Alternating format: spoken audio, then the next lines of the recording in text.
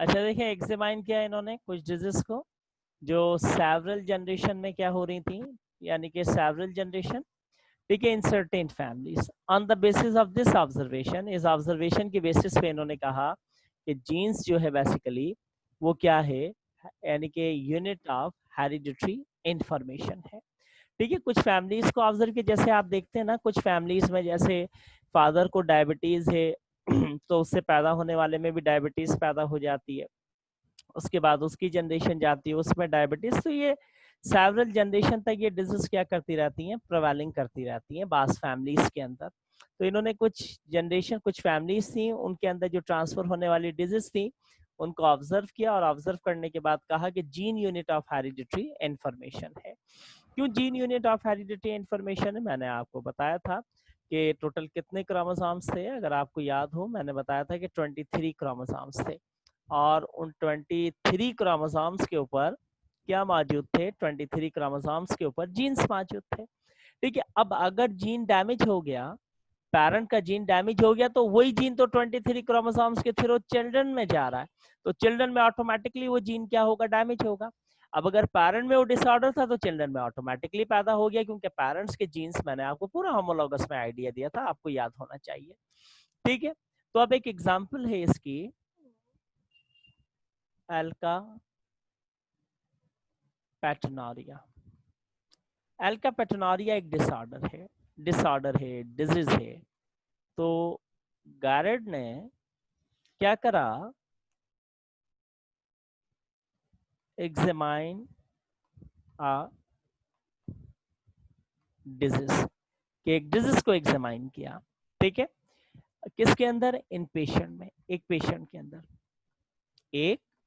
के अंदर डिजीज को एग्जामाइन किया।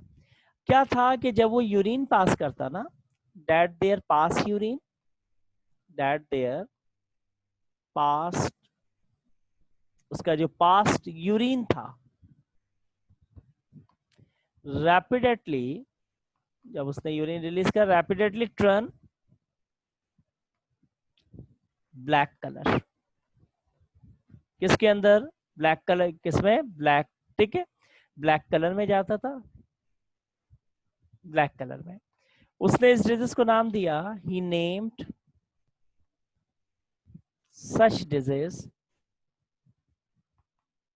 कि एक ऐसा पेशेंट जो यूरिन पास करता अपना, तो उसका यूरिन टर्न हो जाता था ब्लैक कलर के अंदर, तो उस डिजीज को नाम दिया किसका, एल्का पैटर्नोरिया का नाम दिया, कि ये एल्का पैटर्नोरिया। अच्छा, इसमें होता क्या था, फिर इन्होंने क्या करा कि दो पर्सन लिए, एक इन्होंने, मैं इसको रिमूव करता हूँ, देखें रिमूव करता हूँ, इन्होंने क्या करा कि दो पर्सन लिए, एक नॉर्मल पर्सन लिया, कॉर्ड से समझिएगा, उसके यूरिन के सैंपल लिए, उसके यूरिन के सैंपल को केमिकली एनालिसिस किया, फिर जो पेशेंट था, ना, पेशेंट था, उसके यूरिन का सैंपल लिया, उसके यूरिन के सैंपल को क्या करा, केमिकली एनालिसिस किया। एक मिनट रुकिएगा, कादिर का फोन आ रहा है, क्यों आ रहा है, क्या मुसीबत हो गई इसको।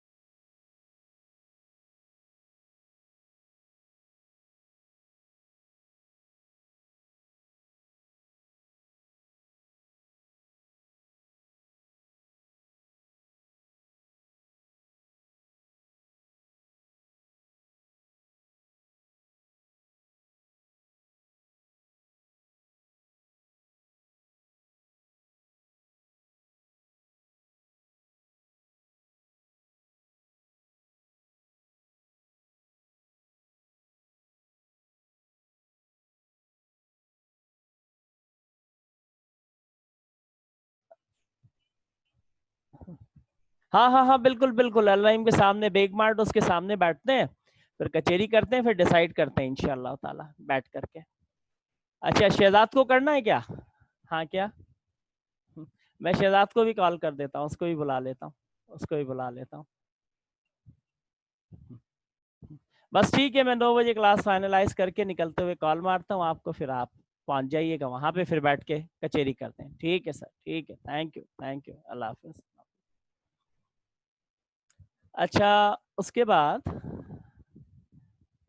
देखिए, इन्होंने ना पेशेंट का यूरिन लिया, पहले एक नॉर्मल पर्सन का यूरिन लिया, उसको केमिकली एनालिसिस किया, फिर एक पेशेंट था, उसका यूरिन लिया, उसको केमिकली एनालिसिस किया। जब उस पेशेंट को इन्होंने केमिकली एनालिसिस किया तो उसके यूरिन में इन्हें एक कंपाउंड नजर आया, उसका नाम था होमोजेंटिक एसिड। उसका नाम क्या था? होमोजेंटिक एसिड। ये कॉम्प्लेक्स कंपाउंड था। अच्छा, आप एक बात याद रखिएगा, ये हमारे आपके सबके यूरिन के अंदर पाया जाता है होमोजेंटिक एसिड। लेकिन होता क्या है कि आपका जो डीएनए है ना, उस डीएनए के ऊपर कुछ जीन्स हैं, गौर से सुनिएगा, उस डीएनए के ऊपर कुछ जीन्स हैं, उन जीन्स को कॉपी करता है कौन? आपको मैंने बताया था सिंथेसिस ऑफ प्रोटीन में एमआरएनए उनको कॉपी करता है। एमआरएनए कॉपी करके क्या बनाएगा? प्रोटीन बनाएगा। और वो प्रोटीन क्या होंगे? एंजाइम्स। और वो एंजाइम जाके इस कॉम्प्लेक्स कंपाउंड को क्या कर देंगे? ब्रेक कर देंगे। क्या कर देंगे? ब्रेक कर देंगे। जब ये कॉम्प्लेक्स कंपाउंड ब्रेक हो गया तो उसने यूरिन पास किया, हमने और आपने, तो हमारे यूरिन में होमोजेंटिक एसिड नहीं होता। तो असल में इस पेशेंट के साथ क्या हो रहा था? इसके अंदर डीएनए के ऊपर जो जीन्स थे, जो जीन्स थे, वो जीन्स क्या हो गए थे? डैमेज हो गए थे। वो जीन्स क्या हो गए थे? डैमेज। या उन जीन्स के अंदर क्या पैदा हो गई थी? म्यूटेशन पैदा हो गई थी। म्यूटेशन आप जानते हैं ना किसको कहते हैं? म्यूटेशन मतलब sudden change in the genetical material, के जेनेटिकल मटेरियल में चेंजिंग हो जाए। ठीक है, अब कैसे जैसे मैं इसको रिमूव करता हूं, देखें देखें, सपोज करें ये एक एमआरएनए है, इसके ऊपर एक इंफॉर्मेशन है यूएसीजी। ये इंफॉर्मेशन इसने किससे ली? डीएनए से। आपको पता है कैसे ली होगी। ठीक है, अब ये जो इंफॉर्मेशन इसने डीएनए से ली, ये इंफॉर्मेशन जाती है कहाँ? राइबोसोम के पास। राइबोसोम के पास जाके ये क्या बना लेंगे? प्रोटीन बना लेंगे। और वो प्रोटीन क्या होंगे? एंजाइम्स होंगे। अब वो एंजाइम्स क्या करेंगे? ब्रेक करेंगे हमारे और आपके यूरिन में जो होमो क्या मौजूद है? जेंटिक एसिड है, होमोजेंटिक एसिड है, उसको ब्रेक कर देंगे।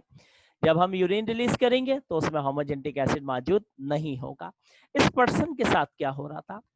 इसके पास देखें जो इंफॉर्मेशन थी ना, उस इंफॉर्मेशन में ऑल्ट्रेशन पैदा हो गई थी। ऑल्ट्रेशन पैदा हो गई थी मतलब वो जेनेटिकल इंफॉर्मेशन चेंज हो गई थी। ठीक है ना, किसके ऊपर चेंज हो गई थी? डीएनए के ऊपर। ठीक है, किसने चेंज किया? अब चेंज करने वाली अल्ट्रावायलेट रेडिएशन भी हो सकती है, केमिकल भी हो सकता है। आप जानते हैं ना केमिकल क्या करता है? डीएनए के न्यूक्लियोटाइड को डिस्टर्ब करता है, उनकी सीक्वेंस को चेंज कर देता है। जैसे ए नीचे है, टी ऊपर है, ठीक है ना, तो ए ऊपर चला गया, टी नीचे आ गया, तो सीक्वेंस चेंज हो गई।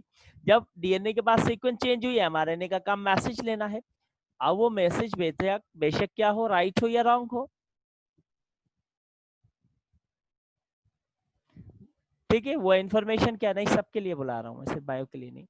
अच्छा, वो इन्फॉर्मेशन जो है यानी कि डीएनए से लिए, अब डीएनए के ऊपर न्यूक्लियोटाइड जो होती है उनकी सीक्वेंस चेंज हो जाती है। सी जी की पोजीशन पे चला जाता है, और जो है जी है वो सी की, टी ए की, ए टी की, इस तरीके से कुछ न्यूक्लियोटाइड की अरेंजमेंट डिस्टर्ब हो जाती है। जब न्यूक्लियोटाइड की अरेंजमेंट डिस्टर्ब हो गई तो ऐसी कंडीशन के अंदर न्यूक्लियोटाइड की अरेंजमेंट डिस्टर्ब हो गई, एमआरएनए का काम मैसेज लेना है। तो अब रॉन्ग इन्फॉर्मेशन थी, उसने रॉन्ग मैसेज ले लिया। देखें यहाँ पर ए यू सी जी, अब इंफॉर्मेशन में डिफरेंस देखें क्या हुआ कि ए जो है यू की जगह पे चला गया, यू जो है वो ए की जगह पे चला गया। तो अब ये पर्टिकुलर इंफॉर्मेशन तो नहीं रही, ये इंफॉर्मेशन तो चेंज हो गई। अब इस रॉन्ग इंफॉर्मेशन से क्या बनेगी? रॉन्ग प्रोटीन बनेगी। क्या बनेगी इस रॉन्ग इंफॉर्मेशन से? रॉन्ग प्रोटीन बनेगी। और इस रॉन्ग प्रोटीन से क्या बनेगा? रॉन्ग एंजाइम बनेगा। और वो रॉन्ग एंजाइम होमोजेनिक एसिड को ब्रेक नहीं कर पाएगा। तो इसलिए उस पेशेंट के यूरिन के अंदर क्या हो रहा था, होमोजेनिक एसिड आ रहा था। फिर ये होमोजेनिक एसिड ऑक्सीडाइज हो रहा था किसके साथ में, ऑक्सीजन के साथ में। जब ये ऑक्सीडाइज हो रहा था ऑक्सीजन के साथ तो किस कलर के अंदर कन्वर्ट हो जा रहा था, ब्लैक कलर के अंदर कन्वर्ट हो जा रहा था। तो बेसिकली इसके डीएनए के अंदर वो जीन जो क्या करते थे, उन जीन को जो वो जीन जो कॉपी करता था कौन, एमआरएनए। गौर से सुनिएगा, वो जीन जिनको कॉपी करता था कौन, एमआरएनए कॉपी करता था। और जीन्स में म्यूटेशन हुई है, यस वेरी गुड। वो जीन जिनको कॉपी करता था एमआरएनए, कॉपी करके प्रोटीन बनाता था, प्रोटीन एंजाइम्स थे और वो एंजाइम होमोजेनिक एसिड को ब्रेक करते थे। वो जीन डैमेज हो गया, उनकी इंफॉर्मेशन रॉन्ग हो गई। अब रॉन्ग इंफॉर्मेशन करने वाला अल्ट्रावायलेट रेडिएशन भी हो सकता है, केमिकल भी हो सकता है, एक्सरेज भी हो सकती हैं, जिनकी वजह से वो इंफॉर्मेशन डीएनए के ऊपर न्यूक्लियोटाइड के सीक्वेंस चेंज हो गई, तो इंफॉर्मेशन रॉन्ग हो गई। वो रॉन्ग इंफॉर्मेशन एमआरएनए ने ली, एमआरएनए उस इंफॉर्मेशन को ले जाके राइबोसोम पे प्रोटीन बना रहा है, तो रॉन्ग प्रोटीन बन रही है, पर्टिकुलर प्रोटीन बन ही नहीं रही, तो रॉन्ग प्रोटीन से रॉन्ग एंजाइम्स बन रहे, और वो रॉन्ग एंजाइम होमोजेनिक एसिड को ब्रेक नहीं कर पा रहे, जिसकी वजह से होमोजेनिक एसिड किसमें ही रिलीज हो रहा है, यूरिन के अंदर। और यूरिन कहाँ जा रहा है, एटमॉस्फेयर के अंदर।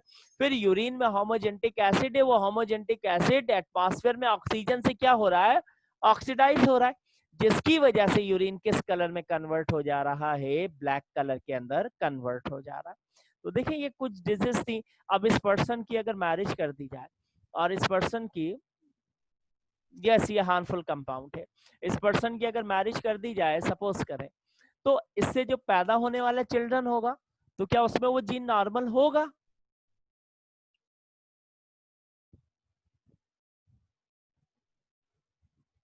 नहीं होगा नॉर्मल, ठीक है ना। तो इस तरीके से ये जनरेशन टू जनरेशन डिजीज क्या करती हैं, प्रिवेलिंग करती हैं। इसी बेसिस के ऊपर आपके पास यानी कि जो गैरेट था और जो विलियम बैटसन था, इन्होंने क्या कहा था कि gene is a unit of hereditary information. ठीक है, सिंपल सा टॉपिक था, वाइंड अप हुआ। उसके बाद one gene, one enzyme, no treatment. Gene therapy की जाती थी, और वो जीन थेरेपी करना तो बड़ी मुश्किल है। हम जीन थेरेपी कैसे करेंगे, क्योंकि जीन्स तो बहुत मुश्किल से नजर आते हैं, not clearly visible due to very smaller size. तो अब हम कैसे उनको आइडेंटिफाई कर पाएंगे। तो अब यूरोपियन कंट्रीज के अंदर जीन थेरेपी का एक मेथड आ रहा है कि जीन की थेरेपी स्टार्ट की जाती है, उसके अंदर डिफरेंट टेक्निक्स यूज की जाती हैं, लेकिन उनका भी अभी तक कोई खातिर हुआ हमारे पास रिजल्ट्स आए नहीं है। नुकसान तो कोई भी नहीं है, बस यूरिन ब्लैक कलर का हो रहा है, और तो कोई फिजिकली तो कोई नुकसान नहीं हो रहा है इसका। ठीक है, वन जीन वन एंजाइम, लेकिन नहीं आना चाहिए ना यूरिन ब्लैक या येलो कलर का। येलो तो जब आता है आपको जब आपके अंदर वाटर की कमी हो जाती है, या जब कोई आप वाटर भी ले रहे होते हैं, और जब आप कोई हार्ट टाइप की एंटीबायोटिक्स ले लेते हैं, ठीक है ना, या कोई टैबलेट या मेडिसिन ले लेते हैं, तो आप ऑब्जर्व करें आपको येलो यूरिन रिलीज होता है। जब जब येलो यूरिन रिलीज हो तो समझ जाएं किडनी के लिए खतरे की घंटी बजने वाली है। आपके अंदर पानी की कमी है, किडनी आपकी श्रिंक हो जाएगी, तो आप ज्यादा से ज्यादा पानी पिए। जब आप ज्यादा पानी पीते हैं तो व्हाइट यूरिन रिलीज होता है आपको, ये आप ऑब्जर्व सर कीजिएगा। यस, अच्छा यूरिनल्स जी। वगैरह की जो सर आती हैं टेबलेट्स वगैरह, सर वो लेने से भी यूरिन येलो आता है? कौन सी टैबलेट्स बेटा? जैसे मतलब होता है जैसे जो प्रोटीन्स के लिए होती हैं, मतलब हेयर ग्रोथ वगैरह के लिए। हाँ हाँ, बिल्कुल बिल्कुल। आप खा के देखें ना, फिर उसके बाद यूरिन पास करें, आपको येलो यूरिन आएगा। हाँ, उसके बाद अगर आप ज्यादा से ज्यादा पानी पी लेंगे ना तब नहीं होगा, क्योंकि देखिए आप जानते हैं किडनी फिल्ट्रेशन करती है ना, नेफ्रॉन है आपके पास, नेफ्रॉन है उसके अंदर, और नेफ्रॉन के अंदर प्रोएक्सिमल आपके पास कन्विलेटेड ट्यूब्यूल है, डिस्टल कन्विलेटेड ट्यूब्यूल है, लूप ऑफ हानले है, फिर कलेक्टिंग डक्ट तक तो यहाँ रीअब्जॉर्प्शन होती है, रीअब्जॉर्प्शन होती है। तो वाटर को कलेक्ट कर लिया जाता है, जो एक्सेस अमाउंट के अंदर सोडियम पोटेशियम जो भी होते हैं वो आपके यूरिन के थ्रू क्या होते हैं, पास आउट हो जाते हैं। तो आप पानी ज्यादा से ज्यादा पिए, जितना ज्यादा आप पानी पिएंगे उतना आपके लिए बेहतर है। अगर आप मेडिसिन ले रहे हैं, मेडिकेशंस ले रहे हैं, कोई डाक्लोफेनिक सोडियम, पोटाशियम, मसल रिलैक्सेंट, या गाबापेंटिन, या अल्फा गाबापेंटिन, प्रोगैबलिन, इस टाइप की कोई मेडिसिन ले रहे हैं, या एंटीबायोटिक्स ले रहे हैं, या कोई भी एक्सरसाइज, तो पानी का यूज ज्यादा करें। इवन मल्टी वाइटामिन भी आप ले रहे हैं, कैल्शियम की भी ले रहे हैं, तो वाटर पिए ज्यादा से ज्यादा, नहीं तो यूरिन येलो पास होगा, और येलो यूरिन पास होने का मतलब ये है कि आपके अंदर वाटर की शॉर्टेज है और आपकी किडनी में इन्फेक्शन पैदा हो सकता है। आप देखिए अक्सर किडनी लोअर एब्डोमिनल कैविटी के पास पेन भी होना स्टार्ट हो जाता है। ये 2-3 चीजें हो जाती हैं, अवॉइड करें इन चीजों को। तो बहरहाल देखें, 2 साइंटिस्ट थे, एक बीटल एंड टैटम। टैटम तो ये वही है, एडवर्ड टैटम, जिसने आपको पता है ना आपके ट्रांसडक्शन के अंदर रोल प्ले किया था, अगर आपको याद हो। अच्छा देखिए, इन 1941, ठीक है, 1941 के अंदर इन्होंने क्या करा, स्टडी किया, स्टडीज जीन एक्शन, जीन के एक्शन को इन दोनों ने क्या करा, स्टडी किया। किसके अंदर? न्यूरोस्पोरा में, न्यूरोस्पोरा के अंदर। न्यूरोस्पोरा क्या है? एक फंगस है आपके पास, ठीक है। न्यूरोस्पोरा एक आपके पास क्या है? सैप्रोफाइटिक फंजाई है, ठीक है। अच्छा, they prove by their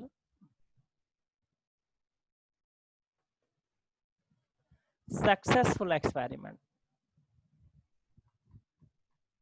इन्होंने प्रूफ किया अपने सक्सेसफुल एक्सपेरिमेंट के through that genes are responsible, genes are, कि जो जीन्स हैं बेसिकली वो क्या है आपके पास, रिस्पॉन्सिबल हैं किस चीज के? Responsible for the production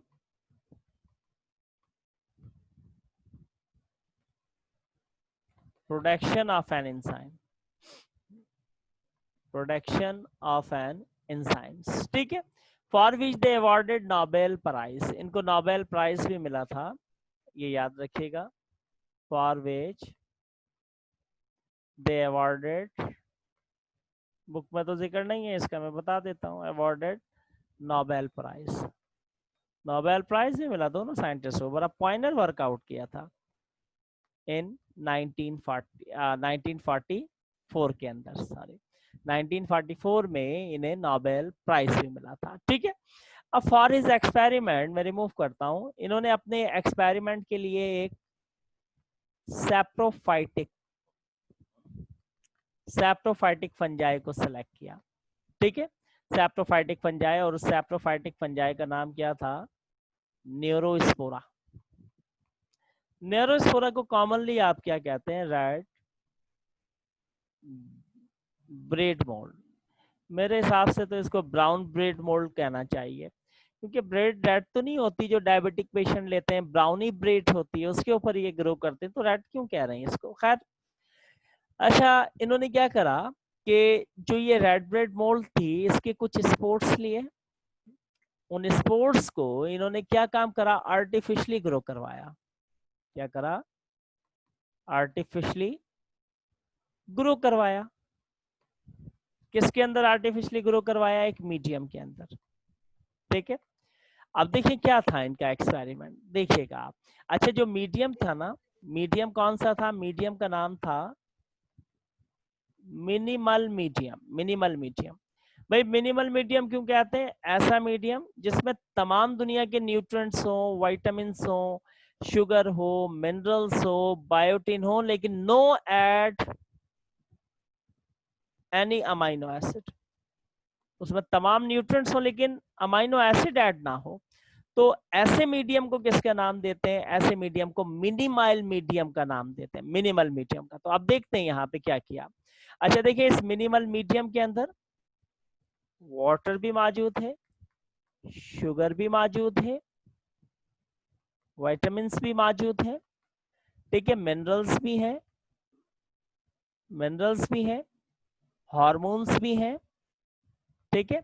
hormones के साथ साथ बायोटिन, हार्मोन्स के साथ साथ इसमें बायोटिन, ठीक है, यानी कि कॉम्प्लेक्स फॉर्म ऑफ मल्टीविटामिन्स को कहा जाता है। तो बायोटिन तमाम चीजें मौजूद हैं, लेकिन अमाइनो एसिड इसमें नहीं है। अब देखते हैं क्या करा इन्होंने। देखें, ये इन्होंने ले ली एक टेस्ट ट्यूब, उस टेस्ट ट्यूब के अंदर इन्होंने लिया है यहाँ पर एक मिनिमल मीडियम, ठीक है, मिनिमल मीडियम लिया। अब उस मिनिमल मीडियम के अंदर इन्होंने क्या करा, कुछ स्पोर्ट्स ले लिए ना। देखिए these are the spores of Neurospora.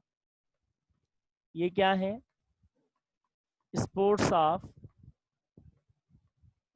Neurospora,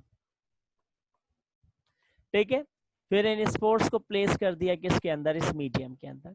जब ये स्पोर्ट्स इस मीडियम में गए, इन्होंने यहां से अपनी न्यूट्रिएंट्स ली और क्या स्टार्ट कर दी, जर्मिनेशन।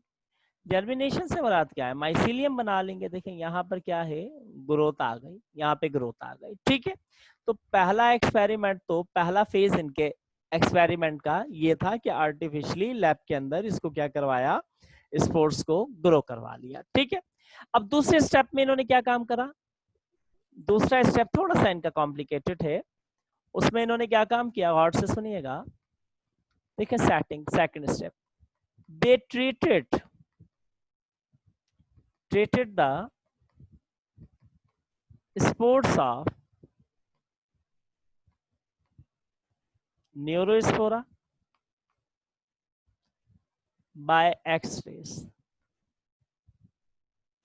ठीक है। किससे ट्रीटेड किया, एक्सरे से ट्रीटेड किया। और ट्रीटेड करने के बाद फिर इनको क्या करा, प्लेस इन मिनिमल मीडियम, किसके अंदर डाल दिया, मिनिमल मीडियम के अंदर डाल दिया। अब हम देखते हैं, यहाँ पे मैं डायग्राम ड्रॉ करता हूं, ठीक है। देखिए सेकंड स्टेप में अगेन बेटा ये मिनिमल मीडियम लिया, ठीक है जी। ये है आपके पास, शॉर्ट में लिख देता हूं, मिनिमल मीडियम, याद रखिएगा ऐसे मीडियम को कहा जा रहा है जिसमें अमाइनो एसिड ना हो, ठीक है।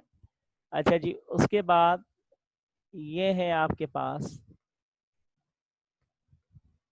किसके, sports of Neurospora, Neurospora, Neurospora के स्पोर्ट्स है। लेकिन इस दफा इन्होंने इन न्यूरोस्पोरा के स्पोर्ट्स को ट्रीटेड किया, किससे, देखें, बम्बार्डमेंट की या ट्रीट किया किससे, एक्सरेज से। एक्सरेज डाल दी और एक्सरेज डालने के बाद इन स्पोर्ट्स को इस मीडियम में इंट्रोड्यूस करवा दिया। एक दिन वेट किया, 2 दिन वेट किया, 3 दिन वेट किया, बड़े परेशान हो गए, नो ग्रोथ। उन्होंने कहा अरे ये क्या बात हुई कि स्पोर्ट्स तो सेम है, मीडियम भी सेम है, पहले तो ग्रोथ आ गई, अब सिर्फ एक्सरेज दिए इन स्पोर्ट्स को और एक्सरेज देने के बाद इनको मीडियम में डाला है, फिर ग्रोथ क्यों नहीं आ रही है। तो इन्होंने क्या करा, इस मीडियम में क्या करा, add some additional minerals and amino acid इन्होंने कहा हो सकता है कि कुछ एडिशनल मिनरल्स या अमाइनो एसिड डालें तो ग्रोथ आ जाए। जब इन्होंने कुछ एडिशनल मिनरल्स और अमाइनो एसिड को डाला तो अब ये मिनिमल मीडियम तो नहीं रहा, इसमें कौन आ गया, अमाइनो एसिड आ गया आपके पास। अब ये सिर्फ और सिर्फ क्या बन गया आपके पास, मीडियम बन गया। अब ये सिर्फ और सिर्फ आपके पास क्या बन गया, मीडियम बन गया। फिर कुछ टाइम के बाद इन्होंने देखा, बड़े हैरान हुए कि ग्रोथ स्टार्ट, पहले तो ग्रोथ नहीं हो रही थी लेकिन ग्रोथ क्या हो गई, एडिशनल अमाइनो एसिड और मिनरल्स डालने के बाद यहाँ पर ग्रोथ स्टार्ट हो गई। अब जब ग्रोथ स्टार्ट हो गई तो ऐसे में देखें इन दोनों ने क्या कहा, मैं इसको रिमूव करता हूं, देखिए इन्होंने कहा कि एक्सरेज हमने जब डाली ना इस स्पोर्ट्स के ऊपर, एक्सरेज थी, एक्सरेज ने क्या करा, अफेक्टेड द एंजाइम्स, किसको अफेक्टेड किया, यानी कि affected the enzymes producing genes, उन जीन्स को जो क्या प्रोड्यूस कर रहे थे, वो जीन्स जो क्या प्रोड्यूस कर रहे थे, एंजाइम्स, ठीक है। अच्छा जी, इन द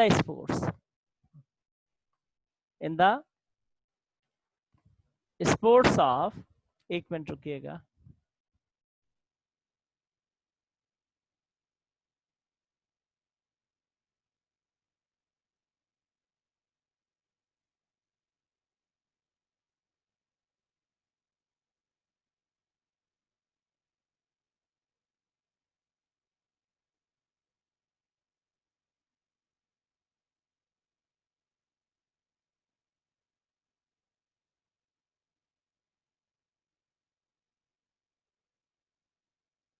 हाँ ना, मैं खुद जाऊंगा तो मशीन उठवा दूंगा फोटोस्टेट के सेंटर से, है ना। सैटरडे को आप भेज देना, फिर उठवा देंगे मशीन। ठीक है, ठीक है, ओके ओके, अल्लाह हाफिज।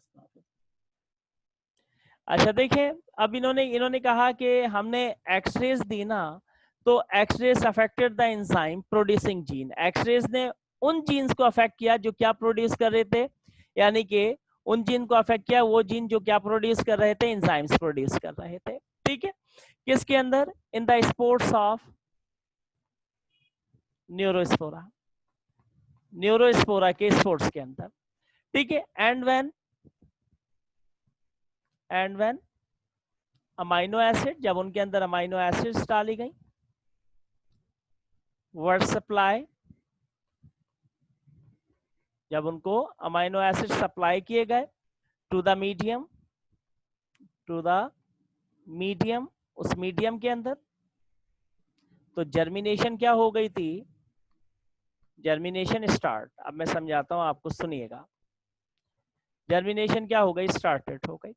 इन्होंने कहा कि हमने जब न्यूरोस्पोरा के, मैंने कहा एक्सरेज लिखा है मैंने, हाँ अल्ट्रा लिखा है, कहाँ अल्ट्रा लिखा है? अल्ट्रावायलेट लिखा था मैंने। एक्सरेज कर लें, एक्सरेज कर लें, या फिर हाँ एक्सरेज कर लें, सॉरी, मैंने अगर अल्ट्रावायलेट रेडिएशन लिखा है तो आप एक्सरेज कर लें, मैंने गलती से लिख दिया होगा कि आज मेरा दिमाग कुछ ज्यादा ही चल रहा है। ठीक है, एंजाइम की जगह पे नहीं, कहाँ लिखा है? मैंने लिखा है X rays affected the enzymes producing gene in the spores of Neurospora and when amino acid were supply to the medium, germination start. मैंने तो ये लिखा है, जर्मिनेशन क्या हो गई? स्टार्ट हो गई। ठीक है, अच्छा जी, जर्मिनेशन अब कैसे क्या? इन्होंने कहा कि हमने जब न्यूरोस्पोरा के, गौर से सुनेगा, स्पोर्स को एक्सरेज दी, तो एक्सरेज देने से न्यूरोस्पोरा के स्पोर में जो क्रोमोसोम्स था, न्यूरोस्पोरा जो था, देखें इधर, न्यूरोस्पोरा, न्यूरोस्पोरा के जो स्पोर्स थे, गौर से सुनिएगा, उन स्पोर्स में क्या था? क्रोमोसोम था। क्रोमोसोम पे क्या थे? जीन्स थे। तो वो जीन एक्सरेज देने से क्या होगा? डैमेज होगा। जब वो जीन डैमेज हो गए तो उन जीन को कॉपी कौन कर रहा था? अब तो आपको पता है सारा, एमआरएनए कॉपी करके क्या बना रहा था? प्रोटीन बना रहा था। प्रोटीन क्या थे? एंजाइम्स थे। और वो एंजाइम्स क्या करते थे? इन स्पोर्स के अंदर जर्मिनेशन करवाते थे। क्या करवाते थे? जर्मिनेशन करवाते थे। लेकिन जब हमने इनको एक्सरेज दे दी, तो एक्सरेज देने से वो जीन क्या होगा? डैमेज होगा। जीन डैमेज हो गए तो एमआरएनए रॉन्ग इन्फॉर्मेशन लेके जा रहा है। रॉन्ग इन्फॉर्मेशन से रॉन्ग प्रोटीन बन रही है, रॉन्ग प्रोटीन से रॉन्ग एंजाइम्स बन रहे हैं, और रॉन्ग एंजाइम की वजह से उन स्पोर्स के अंदर जर्मिनेशन नहीं हो पा रही है। ठीक है, एक पर्टिकुलर एंजाइम से वो इनके अंदर क्या करवाया करते थे? जर्मिनेशन करवाया करते थे। ठीक है, अब इनको समझ में ये बात नहीं आ रही है कि वो कौन सा अमाइनो एसिड था जिसने न्यूरोस्पोरा के अंदर जाकर के ग्रोथ करवाई थी।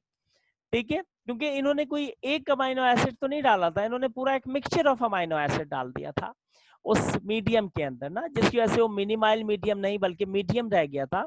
उसके अंदर इन्होंने कॉलिक डाल दिया, न्यूक्लिक डाल दिया, आइसोटिनॉल डाल दिया, परडॉक्सिन डाल दिया, अर्जिनाइन, फॉलिक, सारे अमाइनो एसिड डाल दिए थे। अब इनको ये नहीं पता चल रहा था कि किस अमाइनो एसिड की वजह से न्यूरोस्पोरा के यानी कि न्यूरोस्पोरा के स्पोर्ट्स में ग्रोथ आई थी। अब इन्होंने कहा कि अगर हमें उस अमाइनो एसिड का पता चल जाए ना जिसने जाके वहां जर्मिनेशन करवाई, तो हम उस अमाइनो एसिड के जरिए न्यूरोस्पोरा के उस न्यूरोस्पोरा के क्रोमोसोम में उस जीन तक पहुंच जाएंगे जो जीन इस अमाइनो एसिड की प्रोडक्शन कर रहा था। क्योंकि देखे ना, वो जीन डैमेज, क्योंकि इसको वो जीन क्या हो गया? डैमेज हो गया ना एक्सप्रेस देने से। और वो जीन अपने आप को एक्सप्रेस करके प्रोटीन, और प्रोटीन एंजाइम्स थे, एंजाइम बना रहे थे, और वो एंजाइम क्या कर रहे थे? वहां उस अमाइनो एसिड की प्रोडक्शन कर रहे थे। जब एक्सरेज दी तो क्रोमोसोम पे वो जीन डैमेज हो गया। जीन डैमेज हुए तो पर्टिकुलर प्रोटीन नहीं बनी। पर्टिकुलर प्रोटीन नहीं बन रही थी तो ऐसी सूरत के अंदर पर्टिकुलर एंजाइम्स नहीं आ रहे थे। जब पर्टिकुलर एंजाइम्स नहीं आ रहे थे तो वो एंजाइम न्यूरोस्पोरा में किसी ना किसी अमाइनो एसिड की प्रोडक्शन करवाते थे, तो उसको वो अमाइनो एसिड नहीं मिल रहा था। वो अमाइनो एसिड नेसेसरी था न्यूरोस्पोरा के स्पोर्स के लिए, ग्रोथ के लिए। तो इन्होंने जब आर्टिफिशियल तरीके से वो अमाइनो एसिड डाला तो वहां पे ग्रोथ आ गई। तो अब इन्होंने कहा हमें नहीं समझ आ रही कि किस अमाइनो एसिड की वजह से वहां पर ग्रोथ आई थी, हमने तो पूरा एक मिक्सचर कई अमाइनो एसिड डाल दिए थे। तो अब इन्होंने क्या डिसाइड किया, थर्ड स्टेप के अंदर मैं रिमूव करता हूँ, थर्ड स्टेप में इन्होंने क्या काम किया, देखें स्टेप नंबर 3। स्टेप नंबर 3 में इन्होंने एक मिनिमाइल मीडियम लिया। देखें ये है एक मिनिमाइल मीडियम, ठीक है। इस मिनिमाइल मीडियम से इन्होंने बनाई टोटल 11 टेस्ट ट्यूब, मैं यहाँ बनाता हूँ 7 टेस्ट ट्यूब, ठीक है, इस तरीके से।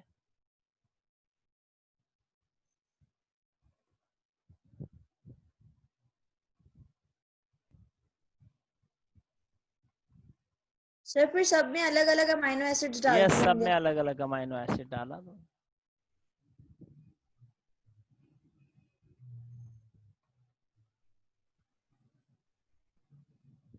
सेवन काफी है, चलें अगर कहें तो मैं और बना दूं, चलें 8 भी बना लें, जगह कम है ना यहाँ पर। अब इन सब के इन्होंने ना सेपरेट 11 टेस्ट ट्यूब ली। 11 के 11 टेस्ट ट्यूब के अंदर इन्होंने क्या लिया है, मिनिमाइल मीडियम, और उनमें वो स्पोर्ट्स डाले जिनको क्या दी गई थी, एक्सरेज दी गई थी, ठीक है। अब हर टेस्ट ट्यूब में ये एक एक अमाइनो एसिड डालते जाते थे। जैसे कि इसमें इन्होंने क्या करा, इस वाली के अंदर इन्होंने सपोज कर लें कि पायरोडॉक्सिन को डाला और देखा ग्रोथ आई, नो ग्रोथ, कोई ग्रोथ नहीं आई। यहाँ पे इन्होंने, ठीक है, आपके पास बेंजोइक एसिड को डाला, अमाइनो एसिड को, ग्रोथ को चेक किया, नो ग्रोथ, कोई ग्रोथ नहीं आ रही थी। यहाँ पे इन्होंने आपके पास कोलाइन, ये एक अमाइनो एसिड है, इसको डाला, चेक किया, ग्रोथ आ रही है, नो ग्रोथ यहाँ पे भी। यहाँ पे इन्होंने क्या करा, इसके अंदर आइसोथिनॉल को डाला, ग्रोथ चेक किया, नो ग्रोथ यहाँ पर। फिर यहाँ पे इन्होंने क्या करा, न्यूक्लिक अमाइनो एसिड को डाला, चेक किया, नो ग्रोथ। फिर इन्होंने क्या करा, फॉलिक अमाइनो एसिड को डाला, चेक करा, नो ग्रोथ। तो जब इन्होंने यहाँ पर Arginine को डाला तो यहाँ पर ग्रोथ क्या हो गई, यस हो गई, ग्रोथ आ गई। और एक इन्होंने ये रखा कंट्रोल, इसमें कोई अमाइनो एसिड नहीं डाला, ये कंट्रोल। साइंटिस्ट जब भी कोई एक्सपेरिमेंट करता है तो एक कंट्रोल रखता है ताकि अगर कोई ऑब्जेक्शन लगे तो बता सके कि मैंने इसमें कुछ नहीं डाला, एक सेमेसिटिक गैस रखता है प्रूफ करने के लिए। तो ये कह लेंगे जी पता चल गया हमें किस अमाइनो एसिड की वजह से ग्रोथ आई थी, वो ग्रोथ आई थी असल में अर्जिनाइन की वजह से। इन्होंने कहा न्यूरोस्पोरा के क्रोमोसोम पे वो जीन डैमेज हो गया था जो अर्जिनाइन की प्रोडक्शन किया करता था। देखें कैसे मैं रिमूव करता हूँ इसको। देखें सपोज कर लीजिए कि आपके पास मैं कहूँ कि यहाँ पर ये क्या है, ये है आपके पास एक न्यूरोस्पोरा का क्रोमोसोम्स। यहाँ इस न्यूरोस्पोरा के क्रोमोसोम्स के ऊपर ये क्या है, क्लस्टर्स कह दें, क्लस्टर्स के नाम से पुकारा गया है, या इनको आप जीन्स कह दें, जीन्स, जीन 1, जीन 2 और जीन 3, ठीक है।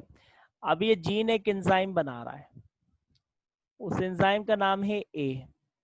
अब ये जीन एक एंजाइम बना रहा है, उस एंजाइम का नाम है बी। और ये जीन दो एंजाइम बना रहा है ना, एक एंजाइम को हम नाम दे देते हैं किसका, सी का, और एक एंजाइम को हम नाम दे देते हैं किसका, डी का नाम दे देते हैं। इन्होंने कहा असल में कहानी क्या है इसके अंदर, कहा कि वेरी सिंपल, कि न्यूरोस्पोरा के अंदर,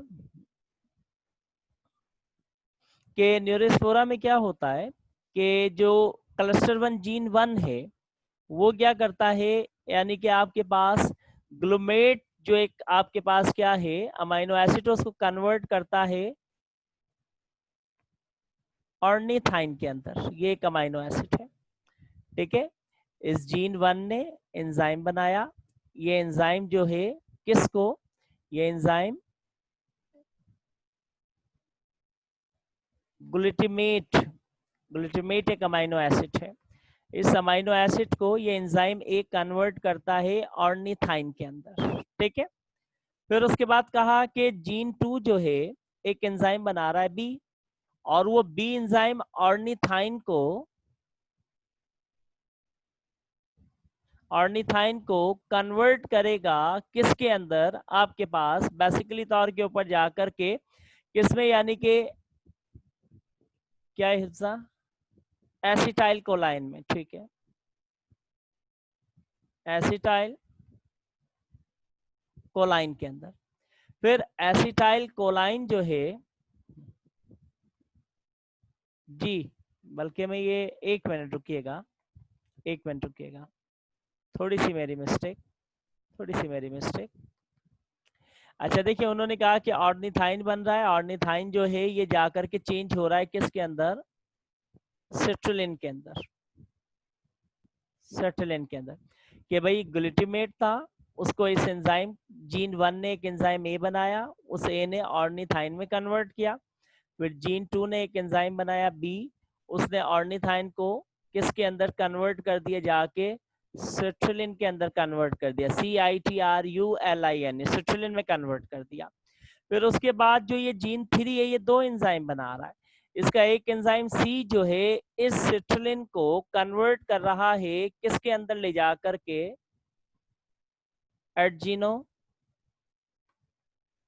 अर्जिनोसिनेट या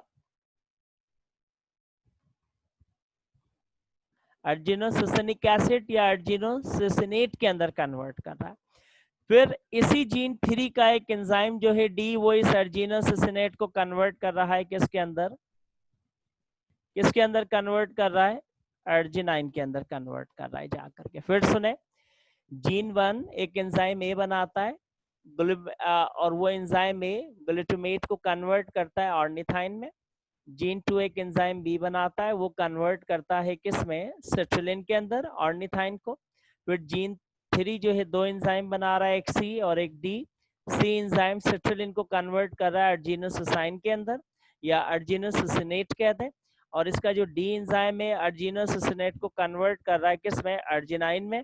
और ये अर्जिनाइन इसके लिए नेसेसरी है ग्रोथ के लिए, इसको ये मिलेगी तो ये ग्रोथ करेगी। उन्होंने कहा हमने एक्सरेज दी ना, असल में एक्सरेज देने से डैमेज कहाँ पैदा हुआ था, क्रोमोसोम्स के ऊपर, न्यूरोस्पोरा के क्रोमोसोम पे डैमेज पैदा हुआ था इस थर्ड जीन के ऊपर, इस थर्ड जीन के ऊपर एक्सरेज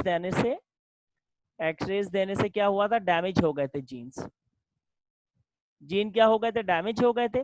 तो जीन के डैमेज होने की वजह से जो अमाइनो एसिड की कन्वर्जन है वो कहां पर जाकर के स्टॉप हो गई थी, सिट्रुलिन के ऊपर स्टॉप हो गई थी, क्योंकि ये जीन 2 एंजाइम बना रहा था सी, ये जीन डैमेज हो गया, ना एंजाइम सी बन रहा है ना ही एंजाइम डी बन रहा है।